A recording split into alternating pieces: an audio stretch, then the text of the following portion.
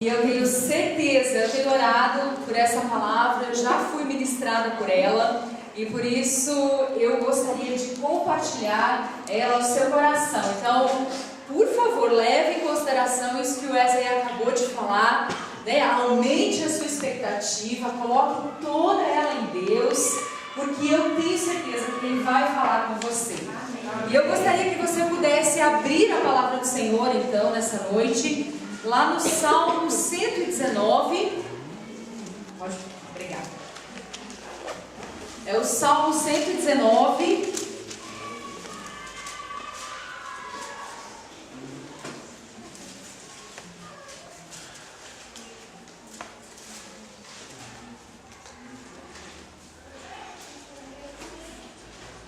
O versículo é o versículo de número 71. Ele aparece aqui também, se você quiser ver aqui. Foi-me bom ter eu passado pela aflição, para que aprendesse os teus decretos. Você pode dizer amém para isso? Amém. Aleluia. Tem certeza? Você gosta de passar por aflição? Não. Ei, Jesus! E você consegue dizer amém para isso? Só depois que compreendemos a aflição. Olha só, a palavra do Senhor nos diz que foi bom, é bom, né? Mas ela fala no passado, de que foi bom quando nós podemos ter passado por alguma aflição, para que a gente pudesse aprender os decretos do Senhor. E nem sempre, queridos, quando nós estamos passando por um momento de aflição, por algum momento de problema, nós de fato, se precisássemos escolher, né, certamente a gente passaria muito, mas muito longe de qualquer problema, de qualquer aflição. A gente, por natureza, a gente gosta muito de viver uma vida feliz, não é? Verdade. Se hoje eu perguntasse para você, você é feliz? Aonde você está? Na família onde você está? No trabalho onde você está? Onde Deus tem te colocado? Você poderia dizer, não, eu estou bem, eu estou feliz, eu estou seguro, porque eu tenho certeza que eu estou no centro da vontade do Senhor. Você conseguiria falar isso? Amém. Tomara que sim, né? Nós, querido, como seres humanos, nós gostamos muito de conforto, de felicidade, e é comum a gente pensar que os momentos de alegria, né, eles nos trazem, de certa forma, a aprovação do Senhor. Mas, né, muito pelo contrário, quando nós passamos por algum momento de aflição, por algum problema na nossa vida, nós achamos que eles servem para uma punição de Deus sobre nós. Às vezes a gente está passando lá no vale da sombra da morte, num momento difícil, a gente pergunta, eu falo por mim também, tá? Nós passamos e pensamos, Deus, por que eu estou nesse lugar? Por que eu estou passando por isso? O que o Senhor quer me ensinar com isso?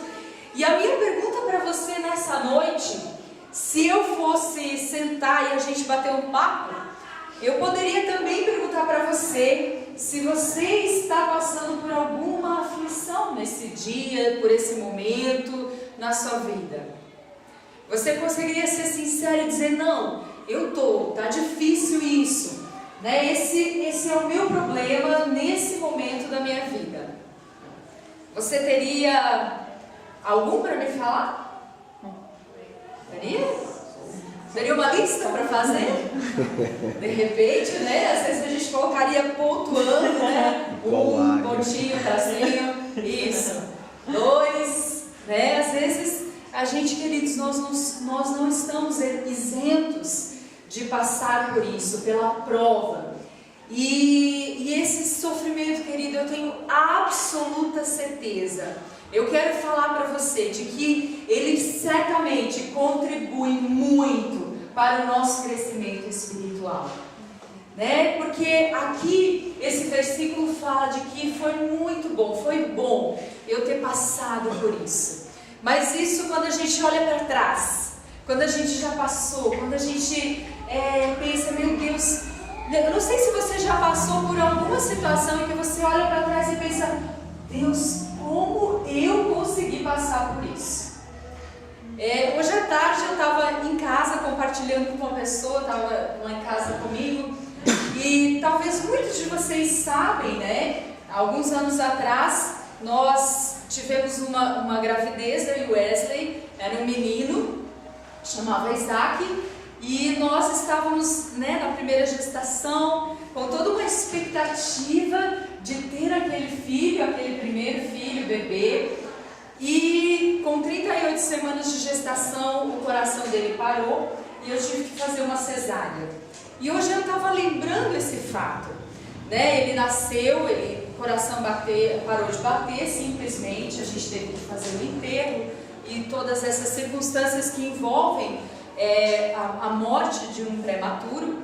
Mas, queridos, isso para mim, se eu olho para trás, eu penso, Deus, o Senhor me sustentou. Como foi bom ter passado por essa aflição, sabe por quê? Porque hoje em dia, às vezes, existem mães, casais, que nos chegam até eu e Wesley e compartilham às vezes uma perda, né? A perda de um filho, uma dificuldade, principalmente nessa área, e a gente pode dizer, eu entendo você, eu já passei por isso. Mas no momento, queridos, não é fácil. Mas em contrapartida, eu quase não me lembro mais desse episódio da minha história. São raríssimas as vezes em que eu me reporto a esse fato. Sabe por quê, queridos? O Eliel, ele superabunda a nossa alegria na nossa casa. Eu de fato não consigo mais me lembrar desse episódio, porque o Senhor de fato nos presenteou com uma bênção de filho que é o Eliel. Então esse de fato ele passou, queridos. Mas eu olho para trás e posso dizer, Deus, eu aprendi com isso. Às vezes você está passando por algum momento, você pensa, meu Deus, eu não sei por que isso está acontecendo na minha vida agora. Mas o Senhor nos diz, é bom passar por isso. A gente pode ensinar, ajudar e entender aos outros. Não necessariamente nós vamos passar por todas as aflições, aleluia, glória a Deus, né? Para entender os outros. Graças a Deus. Graças a Deus, né? Mas algumas, queridos, o Senhor vai permitir com que você passe. Ele não vai te isentar, porque Ele está formando, Ele está moldando você. Ele está querendo te ensinar algo tão precioso que você vai dizer, Deus, eu aprendi que o Senhor é bom, eu aprendi que o Senhor não esquece de mim, eu aprendi que mesmo com todas essas lutas, com todas essas provações, o Senhor está cuidando de mim, da minha casa, dos meus filhos, e daqui para frente você vai dizer, Deus, eu vou olhar para trás e vou dizer, que bom, porque o Senhor me ensina através desse fato. Amém? Amém. E eu gostaria de compartilhar a respeito de uma história na Bíblia que muito me ensina sobre a aflição. Quando eu olho para essa história, ela mexe comigo. Porque eu vejo uma família passando por algumas aflições, algumas adversidades. Eu gostaria de, junto com você, aprender com essa, principalmente com uma mulher, né, que a gente vai ver. E eu gostaria que você pudesse abrir a sua Bíblia lá em 1 Samuel, no primeiro capítulo. E nós vamos então falar a respeito de algumas adversidades que nós vamos encontrar nesse texto. Talvez você já conheça a história dessa mulher, dessa família. Ela já é muito familiar para nós, né? De repente você já conhece de cor e salteado. Mas algumas dessas situações eu me debrucei nelas essa semana e eu pensei, meu Deus, como tudo isso tem muita riqueza nesse texto. E a história de Ana, Eucana, Samuel e todos os 3 pontinhos que talvez você já saiba, né? Mas Ana era uma mulher que era casada com um homem chamado Eucana.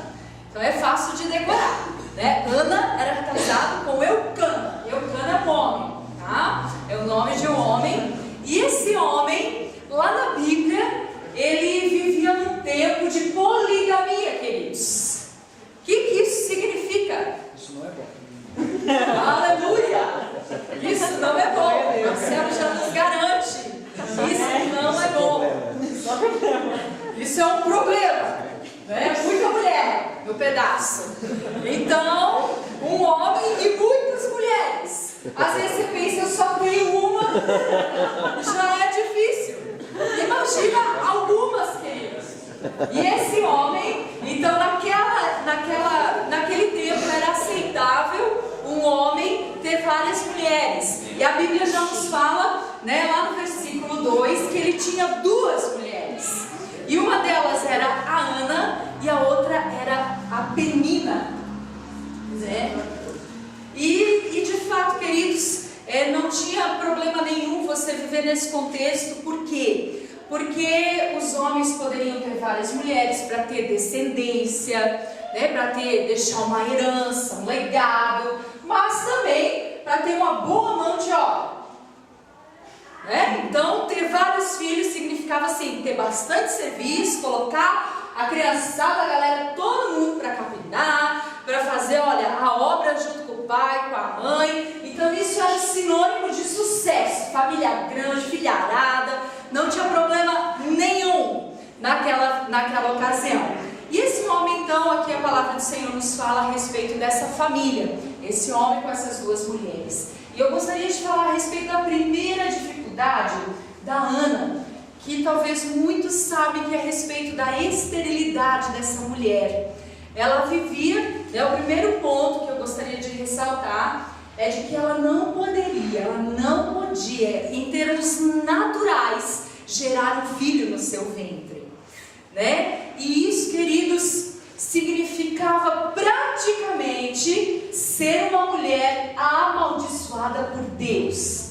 Isso significava que se ela envelhecesse e não tivesse os filhos, ela poderia, né, ser uma viúva jogada à mercê da sociedade, uma mulher abandonada. Isso era algo muito sério naquela ocasião, naquele contexto em que eles viviam. Então essa mulher, ela de forma natural, ela não poderia gerar um filho no ventre dela. E a Bíblia nos fala que isso, a Ana, não era possível acontecer isso com ela. Queridos, a Ana, de forma geral, as mulheres, elas nascem, a gente já dá bonequinha para menininha, eu lembro, eu brinquei de bonequinha, eu brinquei de casinha, eu fazia comidinha, e eu acho que isso já vai inculcando na nossa mente de que isso é a nossa realidade como mulher, né? Nós temos as nossas responsabilidades quando a gente crescer, de que isso vai acontecer na nossa vida também. De forma geral, queridos, as mulheres, elas nascem, né, e pretendem ter os seus filhotinhos. E é muito bom, diga-se de passagem, né, tê-los. Eles são uma bênção. Mas a Ana sonhava muito com isso, queridos. Era um sonho, era uma expectativa muito, mas assim, em muita potência no coração dela. Era algo assim extremamente importante para Ana ter um filho. Por isso significava, né, ter a garantia de ter uma família bem sucedida, ter um marido bom do lado dela. Ela já tinha, né? Mas eu tento pensar que todo mês, quando o resultado negativo vinha, né, de que a menstruação desceu de novo, né? Eu penso que ela ficava muito, mas muito frustrada, porque ela tinha uma expectativa de que era o sonho da vida dela, ela queria muito esse filho, e ela então não vivia numa época como a nossa, queridos, que a gente tem vários possibilidades, vários recursos, né, hoje em dia, de tratamentos, de a gente ir no médico, usar, né, todos os recursos que a medicina disponibiliza para nós, ela não tinha naquela época. Ela tinha que, de fato, queridos, depois a gente vai ver o que essa mulher fez, né, para que o sonho dela pudesse se realizar. E ela então, nesse primeiro ponto a respeito da esterilidade, eu fiquei pensando, Deus, mas por que a Ana não podia ter filhos? E vejam comigo, lá no versículo 6, na metade do final do versículo, ele diz assim, olha o que acontecia com a Ana. O Senhor, o nosso Deus, lhe havia cerrado a madre. Queridos, o versículo 6 nos deixa claro que aquilo que tanto angustiava o coração da Ana vinha do próprio Deus. Imagina, né? Isso parece um tanto quanto conflitante, porque como um pai de amor, né, pode fazer algo que possa nos magoar ou permitir situações de sofrimento? Como Deus pode permitir com que a gente passe por algum momento de aflição? O próprio Deus tinha cerrado a madre dessa mulher, tinha fechado. Deus tinha intervido na situação dela, né? E eu gostaria que você pudesse comigo abrir a palavra do Senhor lá em Isaías 55.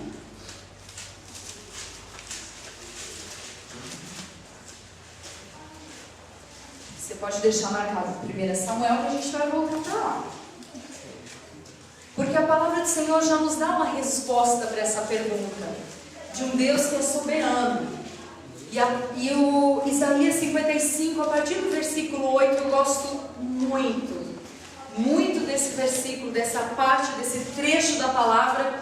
Se você quiser pintar ele na sua Bíblia, se você quiser anotar ele no papel e colar lá no seu guarda-roupa, para você sempre guardar esse versículo no seu coração. Olha o que Deus fala para você. Porque os meus pensamentos não são os vossos pensamentos, nem os vossos caminhos, os meus caminhos, diz o Senhor. Porque assim como os céus são mais altos do que a terra, assim são os meus caminhos mais altos do que os vossos caminhos, e os meus pensamentos mais altos do que os vossos pensamentos. Aleluia! Glória a Deus. Queridos, está tudo sob o controle do Senhor. Aleluia. Nada fugiu ao controle dele. Ele diz para nós, né, tanto para Ana, eu penso, né, que ela pode ter recebido essa palavra no coração. Eu tenho planos melhores para você, Ana. Os meus pensamentos são melhores do que os seus. Talvez a sua limitação é momentânea. Vai passar, Ana.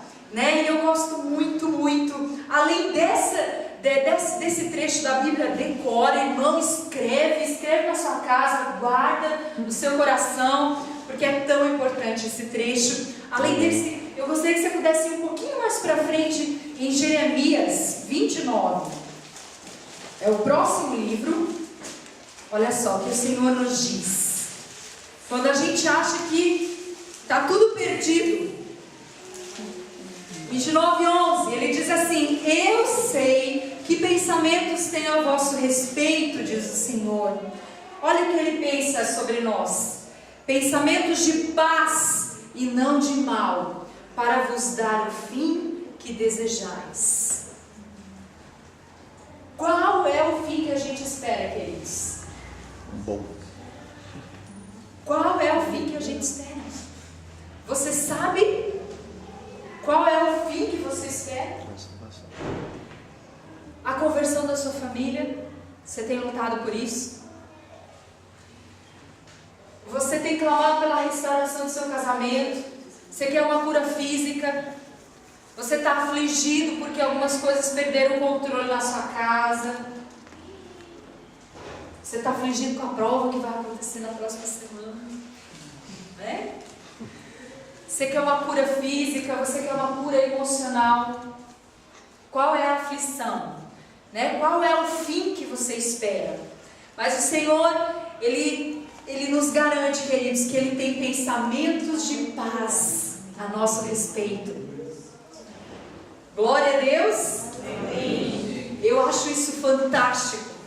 Eu fico maravilhada porque, ainda que momentaneamente, queridos, as coisas possam estar parecendo, né, sair do nosso controle, ou que a gente possa não compreender, né? Não temos a compreensão total do que Deus está fazendo, mas Ele está agindo em nosso favor.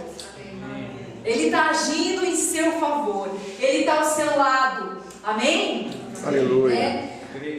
Ao contrário de que tem um ditado popular que diz, né, que Deus escreve certo por linhas tortas. Queridos, não está na Bíblia, tá? Não é um versículo bíblico, é um ditado popular somente, tá? As pessoas muito conhecem esse ditado, de que as pessoas falam, está na nossa língua, Deus escreve, né, certo por linhas tortas, mas as linhas de Deus, elas são tão perfeitas. Quanto perfeitos são todos os escritos que Ele tem para nós, as promessas que Ele tem para nós. Nada é torto, amado. Deus vai endireitar se tiver torto, amém? Você confia nisso? Amém. Glória a Deus, né? Queridos, algumas lutas, algumas provas, o Senhor vem para de fato nos moldar. E são ferramentas nas mãos de um Deus tão precioso, que o caráter dele está se forjando, se formando em nós, para a gente ficar mais parecido com Ele, só por isso. Só por isso. Só por isso a gente pode aprender sobre os decretos dele. Só por isso a gente pode estar mais perto dele. E além disso, eu penso, né? Você talvez não é mulher, talvez você não é casado, talvez você é solteiro, e você pensa, mas como é que eu vou ser estéril? Né? Como é que isso vai acontecer? Como essa adversidade pode vir sobre a minha vida? Queridos, em termos espirituais, quando talvez foi o último bebê que nasceu no seu colo para Jesus, eu às vezes olho e eu sinto compaixão, algo muito pesado no meu coração, com relação às vezes à nossa igreja, porque nós usamos, eu falo por mim, de algumas circunstâncias, e falamos que nós não podemos evangelizar, que nós estamos cercados de crentes, né? Eu trabalho num escritório de pessoas só crentes. Eu convivo com o crente das 8 da manhã até as 6 da tarde. Mas, né, eu venho para a igreja, eu estou cercada de crente. Eu venho ao culto no final de semana, estou cercada de crente. E às vezes nós estamos passando por um momento de esterilidade aqui na igreja, porque nós não abrimos a nossa boca e não vemos os nossos filhos espirituais nascerem há muito tempo. Isso, queridos, é algo muito significativo e forte para o Senhor. Ele anseia que você fale de Jesus. Ele quer que você abra a sua boca. Eu almoço fora do meu escritório.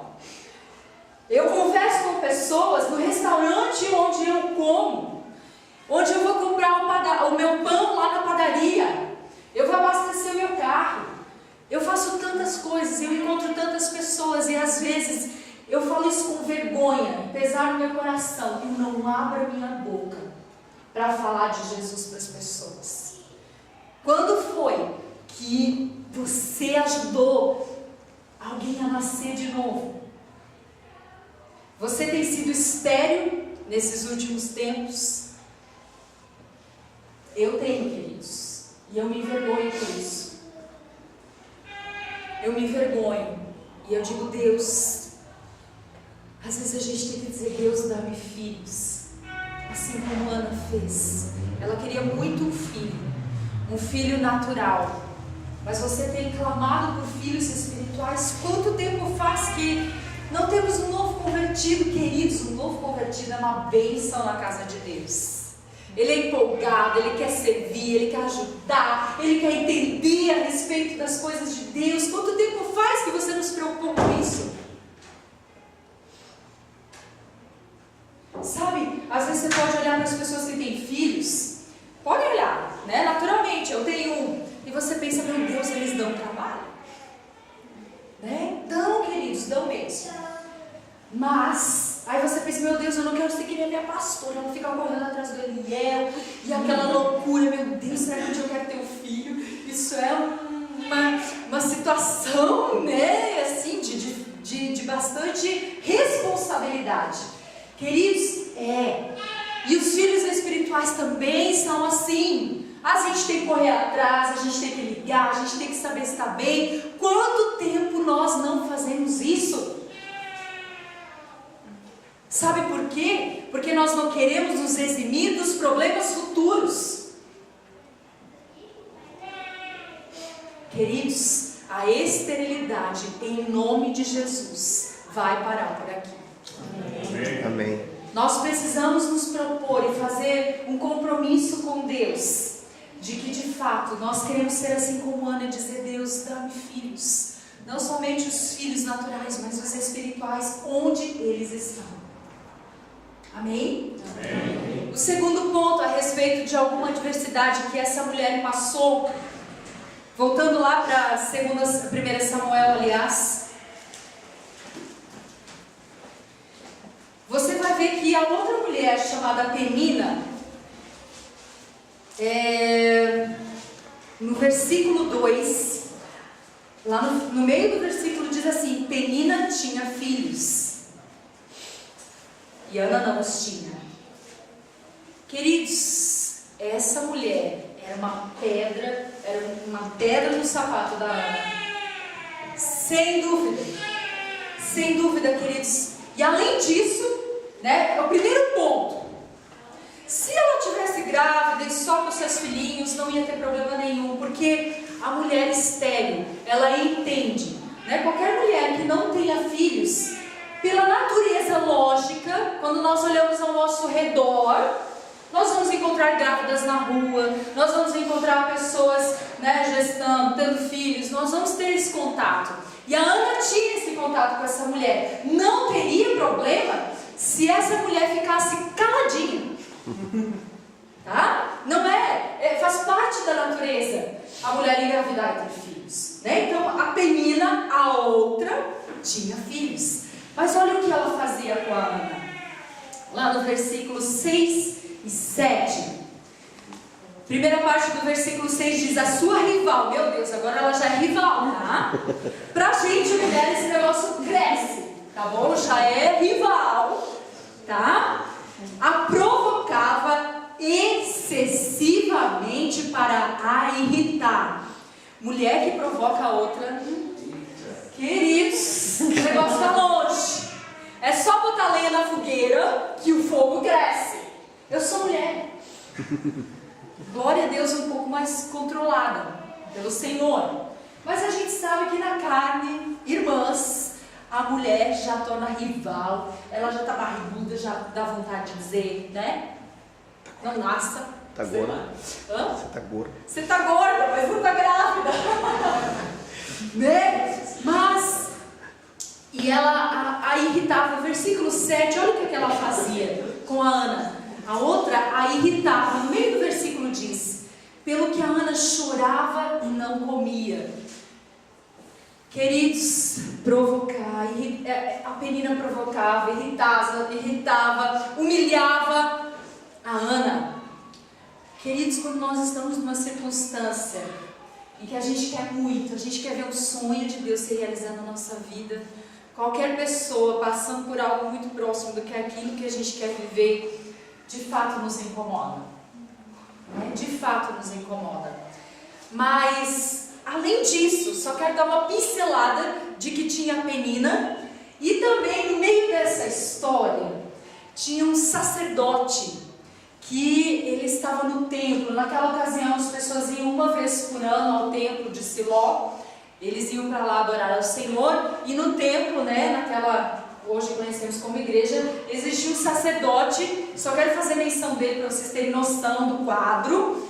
Esse homem chamado Eli, ele estava na casa do Senhor, enquanto a Ana ia para aquele lugar adorar ao Senhor, clamar ao Senhor, orar ao Senhor, ele também fez uma coisa muito desagradável. Vamos ver. Eu não sei se você acharia desagradável, eu achei. Lá nos versículos, a partir do versículo 12, a Ana estava lá derramando-se, ela no orar perante o Senhor, passou Eli a observar-lhe o movimento dos lábios. Ela já estava chamando a atenção do homem. Porquanto Ana só no coração falava, seus lábios se moviam, porém não se lhe ouvia voz nenhuma.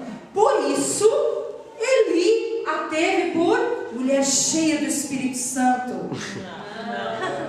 Não? Ele achou que ela estava cheia do Espírito Santo. Chapadona. Ela estava o quê? Queridos, ela estava, mamada. Na minha região fala mamada. Bêbada. Borracha. E ele achou, foi? Mais algum? Borracha. Borracha, sei lá. Ela estava bêbada. Ele achou que ela estava embriagada. E ele disse, até quando estarás tu embriagada? Aparta de ti esse vinho. O cara já foi cheio de dedo para Ana. E aí a Ana respondeu, não, Senhor meu, eu sou mulher atribulada de espírito. Ela tinha consciência de que ela estava passando por um momento muito, muito ruim da vida dela. Ela queria muito esse filho. Eu não bebi nem vinho, nem bebida forte, porém eu venho derramando a minha alma perante o Senhor. Queridos, esse papel de acusador, de dizer que a gente não vai conseguir chegar até o fim, ele tem um nome, e ele chama Satanás. Ele é levantado, queridos, como de fato um inimigo das nossas almas, para exatamente fazer isso aqui, que Penina e Eli faziam, né? Dizer assim, desiste, você não é capaz, desiste, você não vai conseguir, desiste, Deus não se importa mais com você, Ele te esqueceu, Ele te abandonou. Queridos, quantas e quantas e quantas vezes você e eu não ouvimos isso? Aqui, ó, bem pertinho do nosso ouvido. Esse é um papel muito claro de Satanás, e ele faz isso constantemente, dia após dia. Assim como Penina irritava muito, muito, muito. Não estou falando de que Penina é Satanás, nem Eli, mas a gente está rodeado de circunstâncias e que às vezes a gente olha para elas e diz, vou parar, não dá mais. Quando a gente está passando pela aflição, a gente tem vontade de desistir, não tem? Tem vontade de retroceder, não tem? Satanás vem, queridos, para encher o nosso coração de dúvidas. Satanás vem de fato, né, para gerar medo dentro de nós, para dizer para nós que nós somos de fato covardes, nós não vamos chegar até o fim. Ele faz isso muito bem feito. Praticamente ele é, não vou dizer que ele é pago, né? Mas ele faz isso querendo uma boa remuneração. Sabe qual é? A sua vida. A sua vida. Você quer estar nas mãos dele? Eu não, queridos. Né?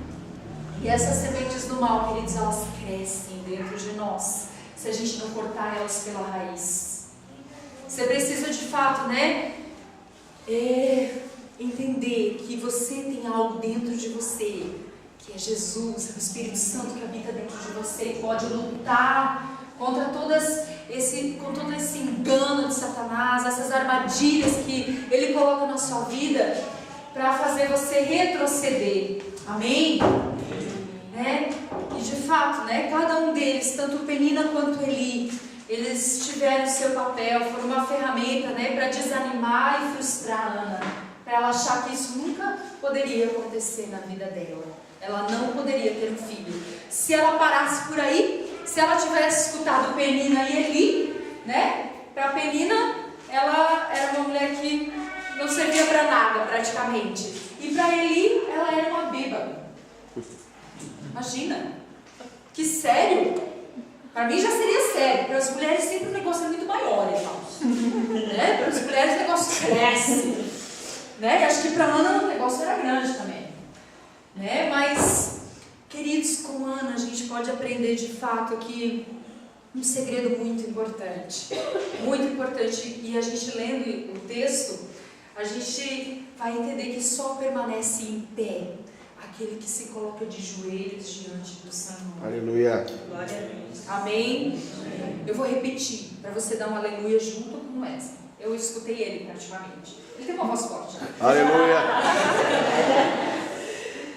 Só permanece de pé diante das dificuldades quem se coloca de joelhos diante de Deus. Aleluia. Amém? Você tem se colocado de joelhos diante do Senhor? Ana, junto com Elcana, ia ano após ano a Siló. Lá no versículo 7 você pode ver isso. Lá no versículo 7 diz assim: e assim o fazia de ano em ano. Isso significava que ela tinha um problema já há muito tempo, queridos. Ano após ano, né? Todas as vezes Ana subia à casa do Senhor. Ela sempre ia com o seu marido Elcana. E ela ia, falava para Deus, derramava o clamor dela. Né? E no versículo 10, nós podemos ver como essa mulher se dobrou diante do Senhor. E ela diz, a palavra do Senhor diz: levantou-se Ana, e com amargura de alma, orou ao Senhor e chorou abundantemente. E aí a palavra diz que ela fez um voto, que se ela tivesse um filho varão, ela entregaria ele ao Senhor. Mas, queridos, diante das dificuldades, diante das aflições que nós passamos, nós conseguimos entender quais são os decretos do Senhor, nós aprendemos sobre Ele. Nós só vamos aprender sobre Ele quando nós nos derramarmos na presença do Senhor, assim como fez Ana. Queridos, seus problemas não vão cessar, eles vão continuar se você não se derramar na presença de Deus. Eles têm a tendência de aumentar, infelizmente, se você não procurar ajuda. E, queridos, existe uma chave também nesse texto, de que lá no versículo 8, o Elcana, seu marido, sempre estava junto com a Ana e perguntava: Ana, por que choras? Por que não comes? Por que estás de coração triste? Não sou eu melhor do que 10 filhos? Ela era a esposa preferida dele, né? Mas a Ana, de fato, queridos, ela não esperou e ela não procurou buscar a solução dos problemas dela no próprio marido. Às vezes a gente busca a solução em homens. Ela poderia achar que ele seria a solução para ela. Ele foi também, em partes, tá? Né? Venhamos, o homem ajudou. Só em partes. Em partes. Fez né? a maior parte, inclusive. Mas, queridos, nós não podemos criar expectativas de que, de fato, os homens vão tirar o lugar daquilo que só Deus pode fazer. Glória a Deus. Né? Queridos, Ana aqui, a partir do versículo 10 que a gente leu, ela rasgou o coração na presença de Deus, ela não teve vergonha, né, dos outros, ela não tinha medo de ser reprovada, né, por Deus, ela não usou máscaras, ela não se fez de forte, a mulher foi lá e chorou. Às vezes a gente precisa fazer isso, dizer: Deus, a gente está aqui no culto e a gente tem vontade de chorar, mas o que meu irmão vai pensar de mim? Se eu chorar, ele já vai achar que eu estou com um problema muito grande. Né? Às vezes acontece, queridos, a gente não sabe o que está no coração do outro. A gente não se pode colocar como alguém que julga as pessoas. Nós precisamos aprender a nos derramar na presença do Senhor, assim como foi com Ana. Amém? Lá em Salmos, por favor, 51, 17.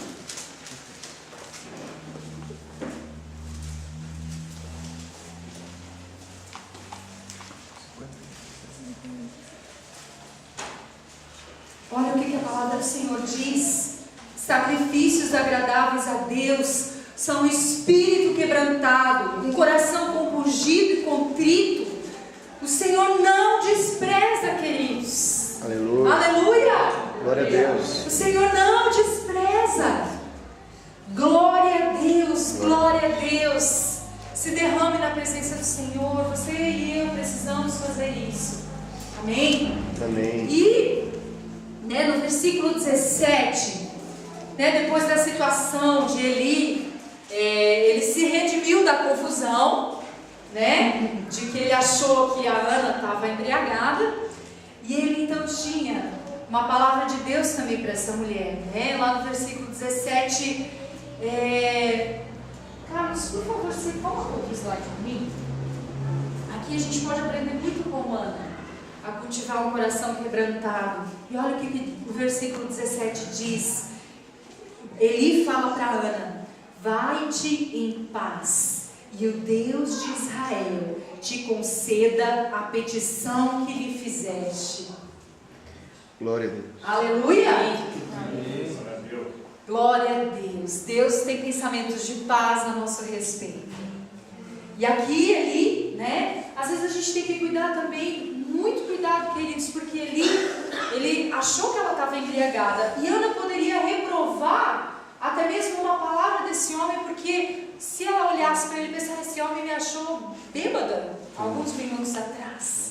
Às vezes a gente também tem uma tendência, às vezes, de nem ouvir a voz de Deus, porque a gente está olhando com um coração machucado, ferido, mas ela recebeu a palavra do profeta. Glória a Deus, E aí ele fala para ela, ele se redime, e aí ele libera uma palavra de vitória sobre a vida da Ana. E ela sai, queridos, ela enche, ela se enche de esperança, diz o versículo 18.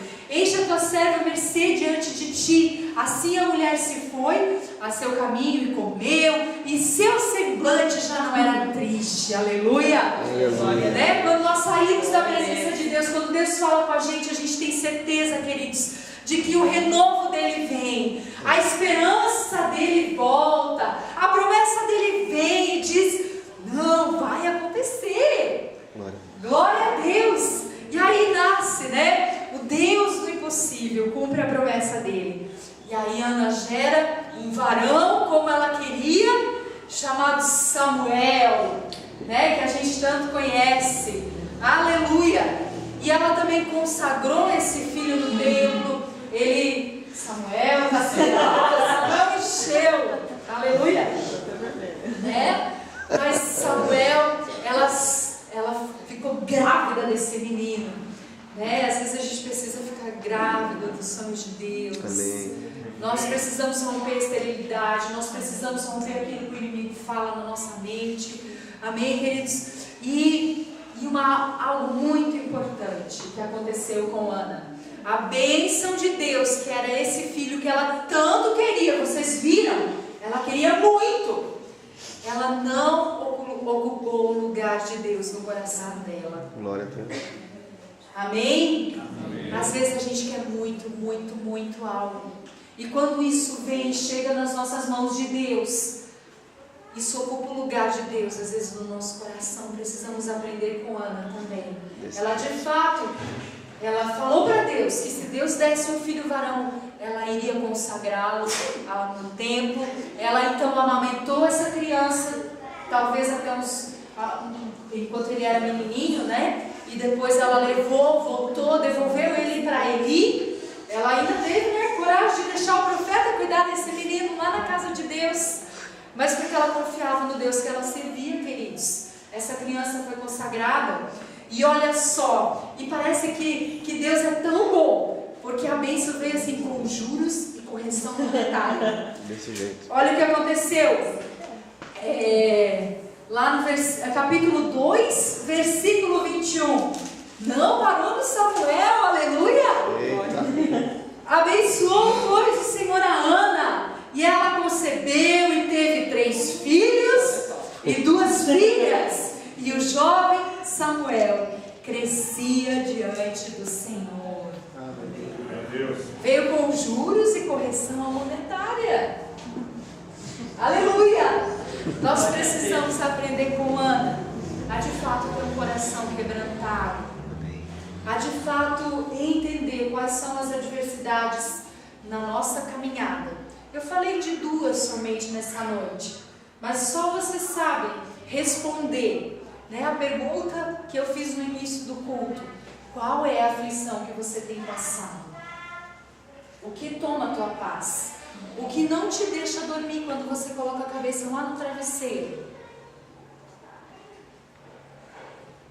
Queridos, de repente você está passando por um momento muito bem, Deus tem conduzido a tua vida, você está bem, e você pensa: meu Deus, eu nem me encontro, né, em tanta aflição, em tanto sofrimento. Mas talvez um dia Deus vai colocar pessoas que estão passando por situações parecidas e que você pode ajudar. Você é instrumento de Deus para que vidas possam ser libertas, para que vidas possam voltar à casa do Pai. Talvez a sua aflição não é tão grande, é tão pequena se comparada com os outros. Às vezes a gente acha que o nosso problema é grande, é grande, é grande. E às vezes a gente, quando as pessoas começam, né, a contar, às vezes algumas situações que elas passam, eu penso: meu Deus, ó,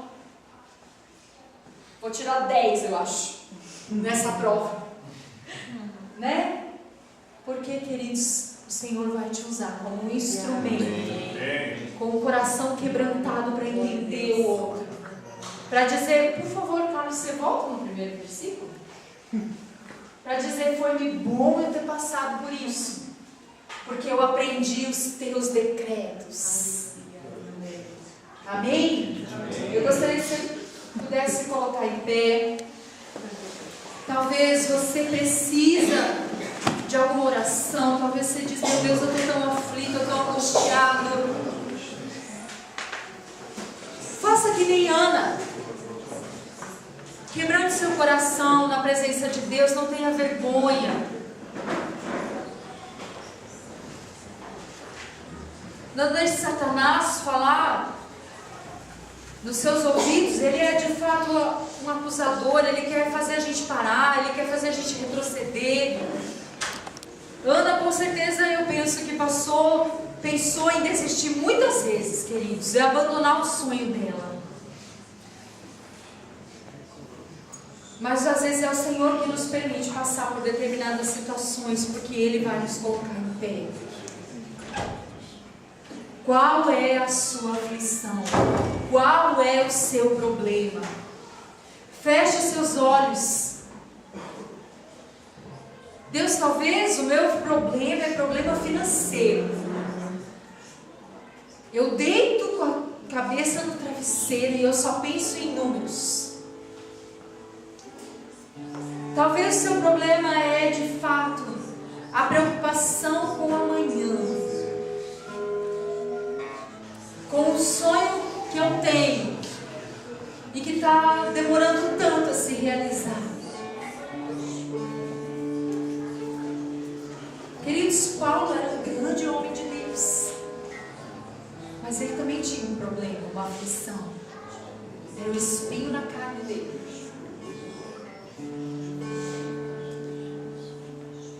Mas ele não reclamava. Ele diz: eu aprendi a viver na fartura, no tempo bom. Ensina-nos, Deus, a passar pelas aflições da vida.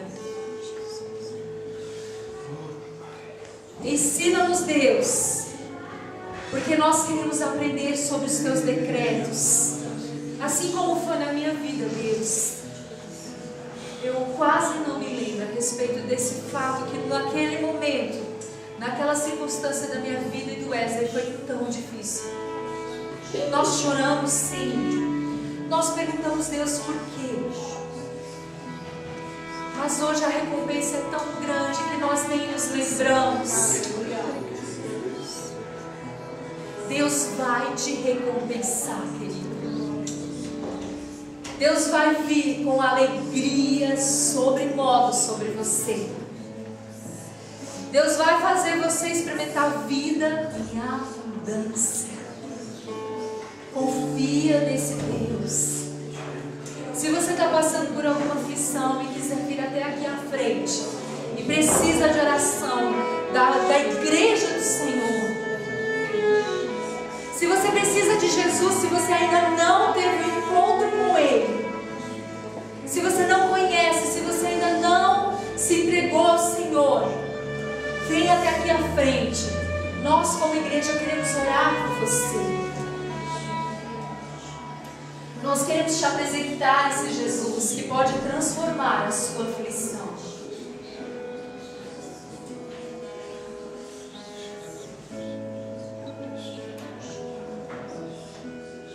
O Espírito Santo de Deus,